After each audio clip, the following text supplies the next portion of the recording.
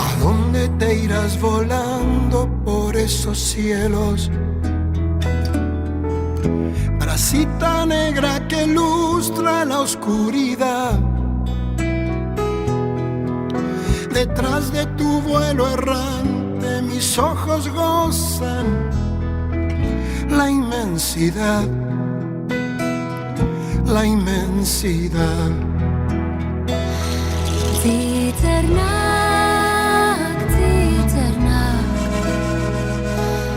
dukarnak, ziruntartsnak,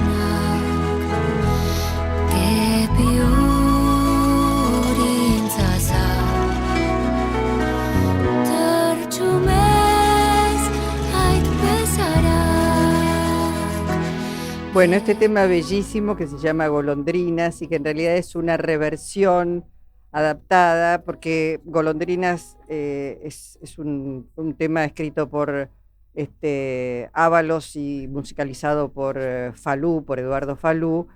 Sin embargo, esta versión que estamos escuchando de Golondrinas está interpretada por Aline Demirdigian y León Gieco, y tiene que ver con lo que se conmemoró el 24 de abril, porque se cumplió un nuevo aniversario, el número 110 del primer genocidio del siglo XX, el genocidio armenio a manos de los turcos. Ese día fue instituido como el Día de la Acción y la Tolerancia entre los Pueblos, y si hubiese sido condenado como debiera haber sido condenado por el mundo entero, bueno, seguramente se hubieran evitado otras atrocidades como el Holocausto en la Segunda Guerra Mundial, o el genocidio en la Franja de Gaza, o la matanza en Artsaj. Bueno, por el valor de la memoria, por el reclamo de justicia, por el reconocimiento que sí fue un genocidio, contra el negacionismo, vamos a hablar hoy con Aram Mouratian, que es el director ejecutivo del Consejo Nacional Armenio de Sudamérica. Buenas tardes, Aram. Luisa Balmaya te saluda. ¿Cómo estás? ¿Qué tal? Buenas tardes. ¿Cómo están? Muchas gracias por el contacto. No, al contrario. Son fechas que no pueden pasarse por alto, que no pueden pasar inadvertidas, que todos los años se conmemoran, y a medida que uno ve que vuelven a repetirse situaciones de odio, situaciones de matanza, de expulsión, de falta de empatía con los otros y las otras, la verdad es que son más que necesarios. Por eso te preguntaría, como primer tema, ¿por qué es necesario recordar el genocidio armenio? Bien, es muy preciso el recorrido que hiciste anteriormente respecto a lo que permitió la impunidad del genocidio armenio a lo largo de la historia, especialmente en el siglo XX y lamentablemente también en el siglo XXI, porque tuvimos en septiembre de 2023 un nuevo episodio genocida como continuación del proceso que empezó en 1915, que continuó no solo con el negacionismo del Estado turco, haciendo del negacionismo una política de Estado, sino también con nuevos crímenes. Nosotros en nuestro país tenemos una historia muy rica en lo que tiene que ver con la memoria, la verdad y la justicia, así como Turquía tiene el negacionismo como política de Estado. En la Argentina la memoria y llevar adelante los juicios contra los criminales de lesa humanidad, contra los genocidas, fue también durante muchos años una política de Estado. Empieza a ocupar un lugar central, porque tiene un costo el no ejercicio de la memoria, para evitar nuevos crímenes, para evitar que se difundan discursos de odio, para evitar que se victimice a nuevos grupos, que es lo que suele ocurrir cada vez que proliferan este tipo de formas de ejercer el poder, de formas de comunicar. Es necesario tener una memoria muy activa y es necesaria sobre todo la justicia, que es el reclamo en definitiva que se está persiguiendo. Claro. Tuvimos las condenas a los represores. En el caso del genocidio armenio, los represores y los responsables de las masacres salieron en libertad. Claro. Vemos las consecuencias entre uno y otro, ¿no? Sí, pensaba, bueno, que todavía resta una cantidad enorme de países que no reconocen que fue un genocidio. Digo, las presiones internacionales, los momentos históricos, pero digamos, esto es algo que es intolerable. Te pregunto, ¿qué papel crees que juega la prensa en la visibilización y además en marcar, digamos, esto, ¿no? La segregación, el ocultamiento, seguir diseminando mensajes de odio. ¿Qué papel, y hoy las redes, ¿no? ¿Qué papel crees que juegan los medios de comunicación en esto? Bueno, ante todo, el genocidio armenio es, en esta parte del mundo particularmente, si bien la Argentina lo tiene reconocido en sus tres poderes y la comunidad armenia lo ha hecho visible a lo largo de los años, eh, la falta de difusión y el conocimiento respecto a qué es lo que pasó entre 1915 y 1923 en el Imperio Otomano contribuye a esa impunidad.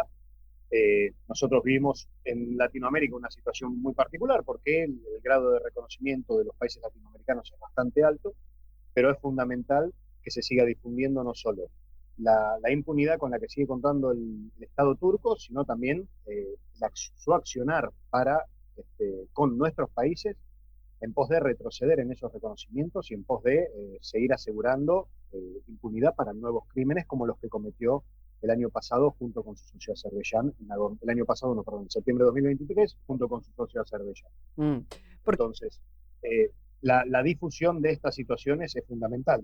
Y esto lo digo particularmente porque en septiembre de 2023 la cobertura de lo que estaba ocurriendo, del éxodo masivo que estaba ocurriendo en Artsaj, fue muy poca y muy baja.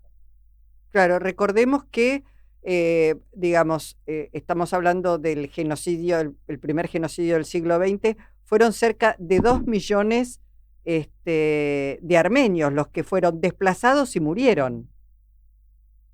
Exactamente, tenés 2 millones de armenios, tenés 900.000 griegos, 500.000 asirios, los números varían, es difícil acceder porque quien tiene los números es el Estado heredero del Imperio Otomano, que es hoy la República de Turquía, pero no hablamos solo de un genocidio armenio, sino de prácticamente todas las minorías cristianas dentro del Imperio Otomano, porque el objetivo era turquificar y homogeneizar a la población y reconstruir el imperio sin esos elementos que consideraban espurios. Por esto vuelvo a esto de los discursos de odio, donde se habla de cuando se habla de partes de las sociedades que son prescindibles, que son el enemigo interno, que son la causa de los problemas de cierta sociedad, hay que estar muy atentos, porque aunque no terminen en un genocidio, en una masacre planificada, los discursos de odio tienen un impacto terrible en las sociedades y en nosotros como personas, como ciudadanos.